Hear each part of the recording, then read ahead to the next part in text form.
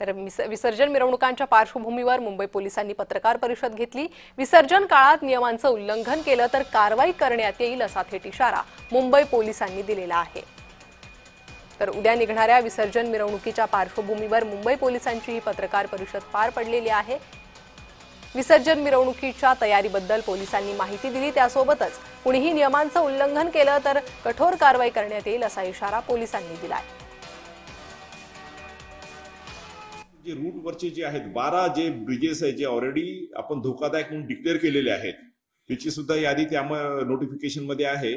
तर आपल्याद्वारे मी नागरिकांना विनंती करू इच्छितो की कृपया करून ते जे 12 ब्रिज आहे तिथे थोडा सावधगिरीचा वापर करायला पाहिजे। विनाकारण त्यावर गर्दी होणार नाही, काही विनाकारण त्यावर गाड्या जास्त जाणार नाही, की त्या ब्रिजवर जास्त म्हणजे थोडेसे डिलॅपिडेटेड म्हणजे ते धोकादायक डिक्लेअर केल्यामुळे त्या ब्रिजवर असं ताण पडणार नाही याची काळजी घ्यावी, दक्षता घ्यावी असे मुंबई वाहतूक पोलिसांतर्फे आपल्याला विनंती करण्यात येत आहे।